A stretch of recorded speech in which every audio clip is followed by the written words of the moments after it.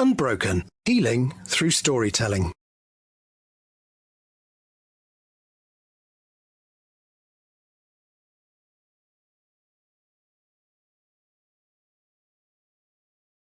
Today, my guest is Joshua Cruz. He is a transformational coach, specifically helping queer men of colour to reignite their self-worth and live a more authentic life. As a young boy, he was taken advantage of, his sister's life was taken too soon, and he lost his mother to a heart attack. Depression, addiction, and anxiety plagued his life for years. After hitting rock bottom and begging for help, Joshua sought the treatment he needed. Recovery, joy, and service to others are now what fills his life.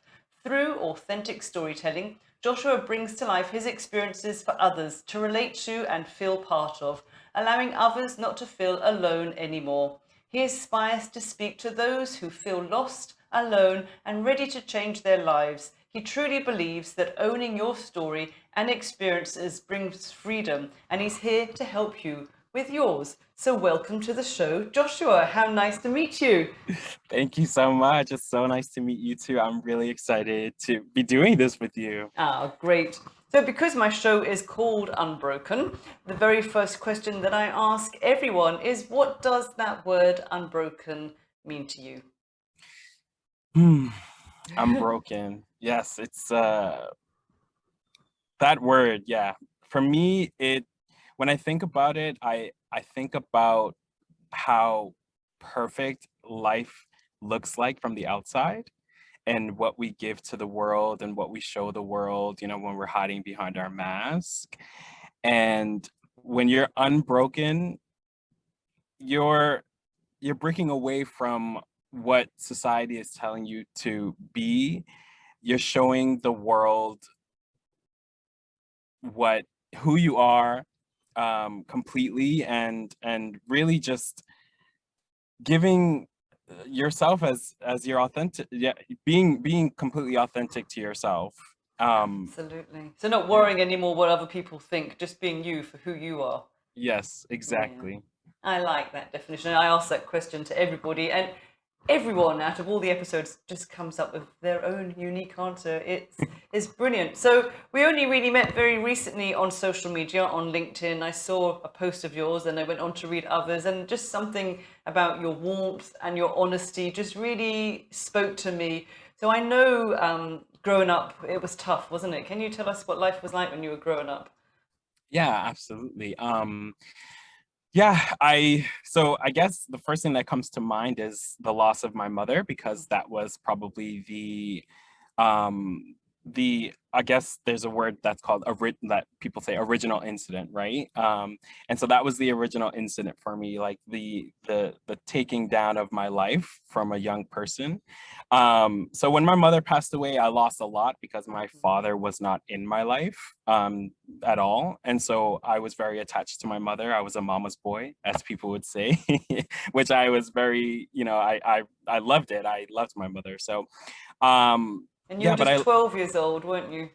Yes, I was 12 years old, and you know, I was when she died, I felt very lost. I felt like I didn't have any connection to anyone.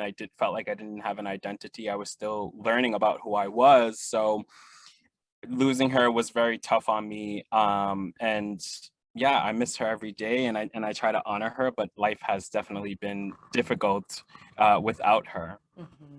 Yeah, and one of your posts, it was beautiful. You said that she didn't know that you were gay. You hadn't come out or specifically told her, but you have a sense that she knew. But what she left you was being courageous, brave, strong, and caring. And that, I think, as a mama, just even now when I think about it, it just really moved me to hear you just talk about those qualities that you were left with.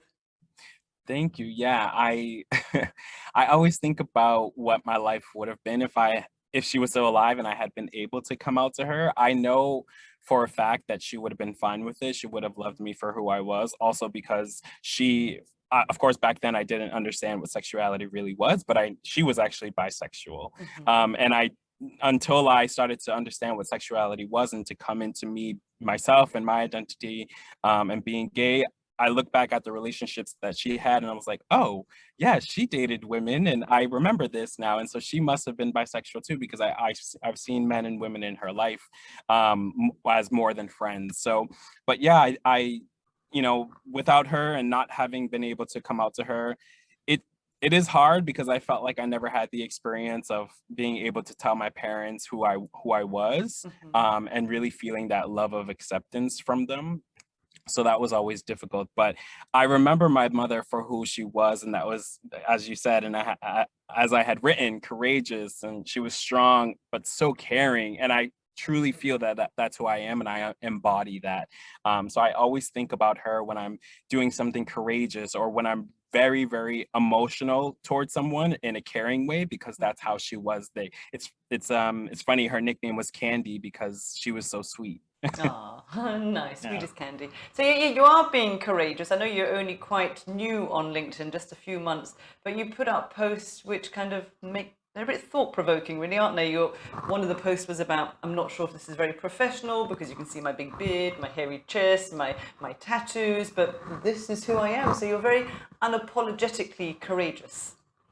Yes, that was an interesting post because I did not expect for it to have the engagement and the outreach that it did. I literally, that post took me like 5 minutes to write. I was like, oh, I really love this picture. I've been sitting on it for like 2 weeks trying to see if I want to change my profile picture.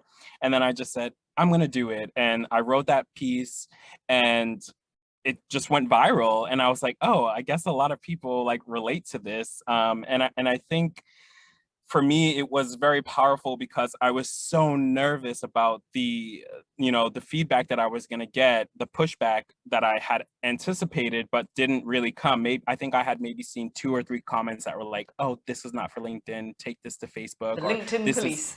Exactly, LinkedIn police, and this is for Tinder, and so I was just like, but all the other comments and most of the engagement was just so positive, and so I was really proud of that post because I think it brought out a lot for people to want to really tap into who they are, even at work, and I really so it's funny, I still have a day job, and in my day job I work in HR, and so I Mhm. always think about what does that mean, and I feel like for so long we've kind of forgotten about the human part of that, and we just think of like resources, and so Yes. I want to bring the human back into work. I want people to know that they can bring their authentic self to work. Like we have a whole side to ourselves that we leave at the door because we've been told for years to leave your emotions at the door, leave your life at the door, come in, do your job and go home. But it's so difficult to do that when you're dealing with things like depression, anxiety, when you're dealing with things like violence at home, or even trauma that you haven't faced. So I was really happy when that post went viral because I got messages from tons of people just thanking me for being so honest and showing them that they can be who they are, no matter where they work or no matter what they do. And I understand it's very difficult for some people to show up as themselves at work because of, what their work culture is like, which is very unfortunate. But I hope to inspire people to look for things that better serve them and really that really feed them the love and the care and the peace that they deserve both at work and in their personal lives. Absolutely. I think for me, the pandemic with all our lockdowns that we've had, hopefully when this is aired, we may not be in lockdown anymore and things will look different, but it really taught me that it's important to be human rather than be perfect. And you're Oh my saying really we gosh. need to bring the heart back into the business, let's be Mhm. real people, whatever Yeah. that looks like. Absolutely. Yeah.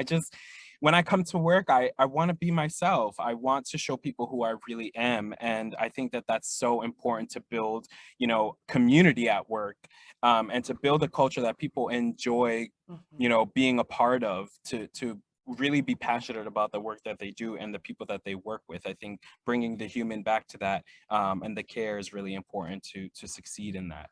Absolutely. So it sounds like what you're saying, there was a time when you weren't okay with being who you are. What did that cost you, really hiding, putting that mask on? What did that do to you every day? Ugh, it was very painful. I just I felt so alone, even though I had best friends, even though I'm in a very beautiful relationship. My partner has just been such a support system for me, Mm-hmm. but it was very difficult for me to truly be who I was, um, because I was hiding, so much pain, or yeah, I was trying to hide so much pain behind, for example, addiction, and depression was taking over me, and I just had so much anxiety that it was unbearable for so long. But it's interesting because I just continued to live my life as I was living it because I was too afraid to show who I was to the world. And I think for me, it really took away the opportunity for me to serve other people, especially the people that, my own community, because I just didn't trust myself enough to be who I was and then go out and help other people to be who they were. It just didn't make any sense to me to be able to do that.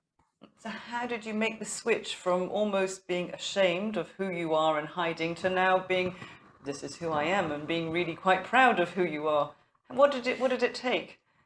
Oh, it took a lot of work, a lot of therapy.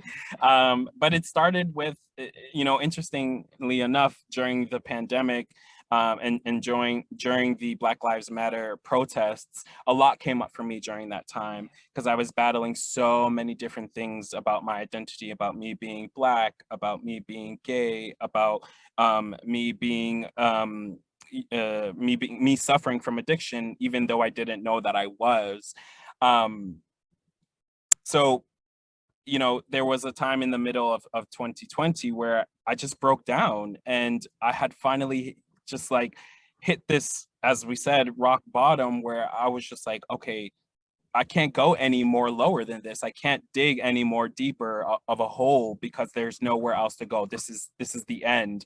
And it's either I'm going to, die, or I'm going to turn my life around and live who I am, That's as who quite I a truly. dramatic statement, isn't it? I'm either going to die. Does that mean that you were thinking of ending your life?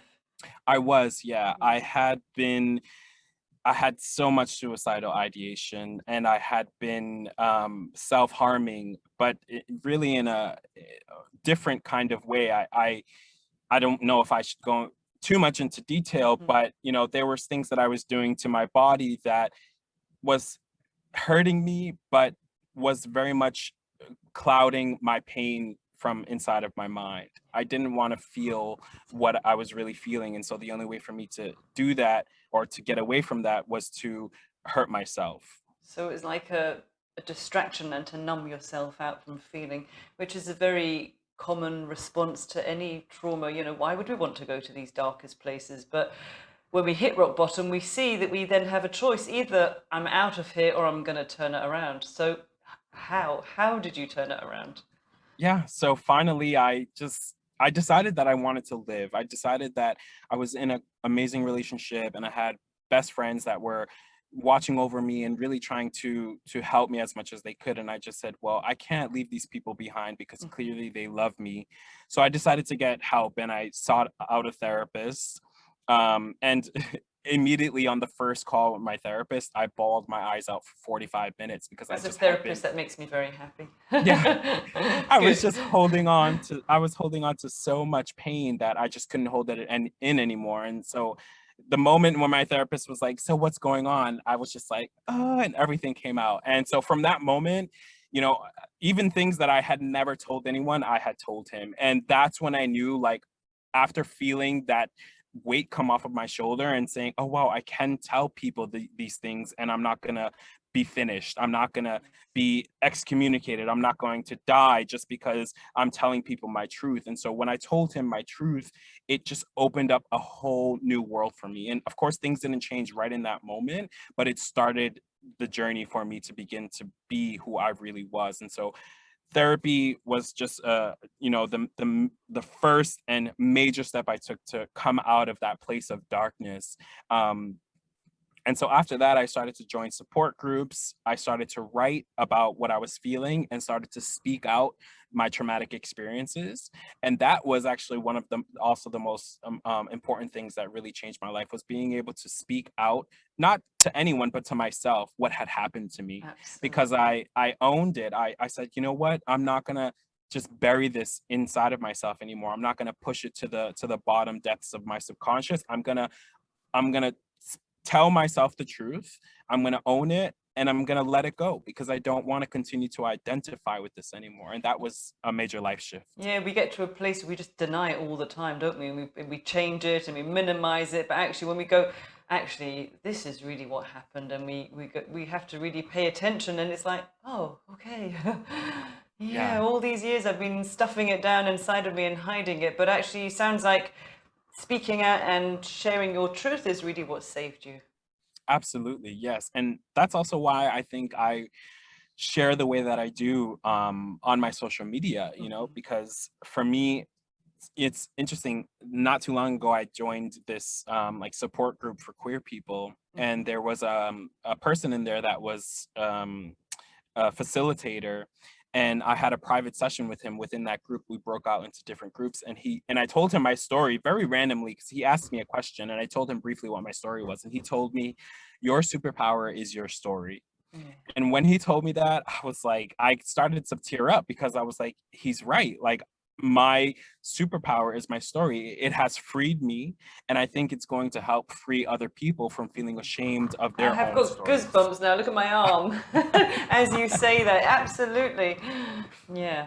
Because It it was really then just, gives other people permission, doesn't it? If you can stand there and share your painful truth, it gives them permission to think, oh, maybe I could share mine. And when we don't speak out, we really hold ourselves back, don't we?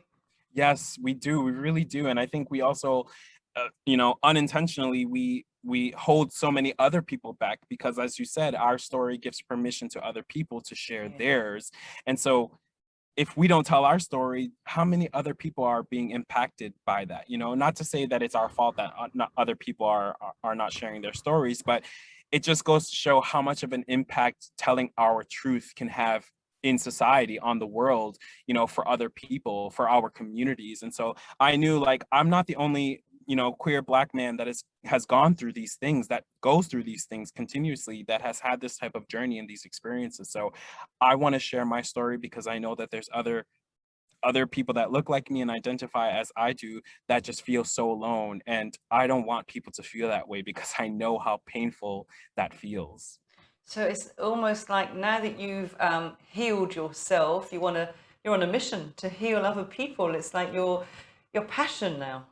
Yes, yes, it is. I thought about coaching for so long, but I just never felt like I could truly do it, just because a lot of my own insecurities. But subconsciously also, I didn't work through so many of the things that I wanted to help other people deal with, and so I didn't realize why I never thought that I could do coaching or be in service of other people, until I realized that the one thing that was holding me back was not telling myself the truth about what had happened to me. So I'm in this space now of like, well, I feel more free than I ever have. And I still, yes, I'm working through my own Mhm. experiences and my own situations, and that's a constant journey. But I'm a little bit more ahead than somebody else is, that is, in my shoes, or is potentially going through the same or similar experience that I am. So how can I help another person to get a little bit more further in their life, as I have, through my story, or through being able to tell their story? So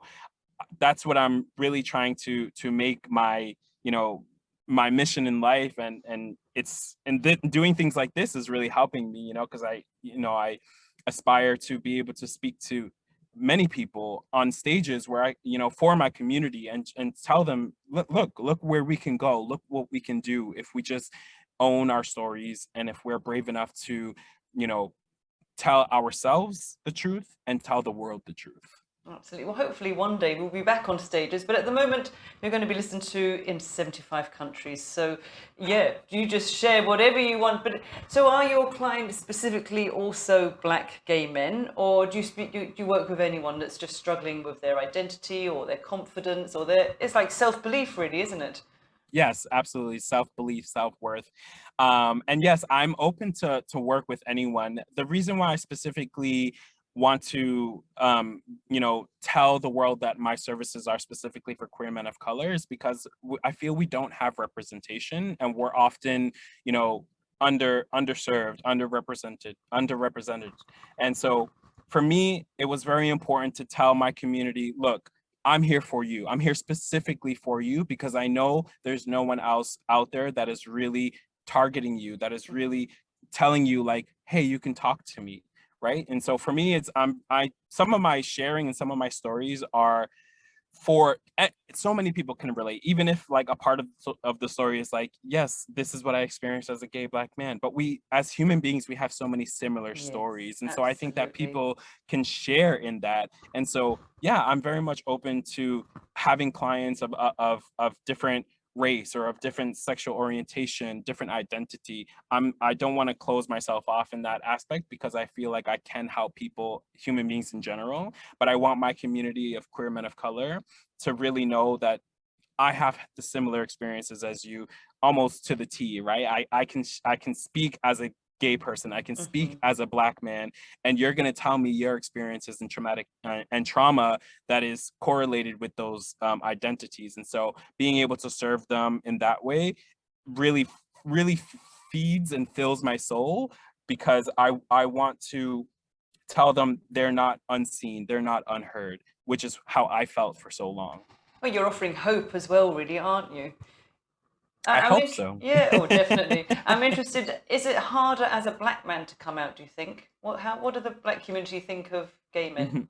Yes, absolutely. It's very difficult to come out as a Black man, especially because, I think the community or society as a whole continues to see Black men as these strong, masculine, Hmm. you know, people or men that can just endure anything, right? And that we're supposed to be the the the bread feeder, the money maker. We don't cry, we don't have emotions, so we're the man of the house. So when you think about a Black man with that mentality, you don't put together that they can love a person of the same gender. Hmm. And that, unfortunately, that mindset is prevalent not only in mainstream society but also in the Black community, which is so painful because as gay Black people, as queer people of color, we often fight for the rights of our community, no matter what you identify as. Yes. We're on the front lines fighting for Black people, not Black straight people, not Black gay people, Black people in general. And so it's so painful that when we need our community to come and support us, it's often met with, we don't accept that. We don't want to be a part of that, you know. And so it's very difficult for us as Black men, yes, to come out of the closet, as they say, because of the expectations that we have on us to be these particular stereotypical type of men. So there is discrimination amongst the Black community then, if you're gay. What I was interested in, one of your posts was you talked about how you used to pretend not to be so effeminate or your feminine side, because there's even discrimination in the gay community as well. Can you explain a little bit about that? Because that really, as a white woman, it really shocked me. I thought, you're gay, you'd all get on and be fine, but clearly not. There's people don't like gay men that are too feminine.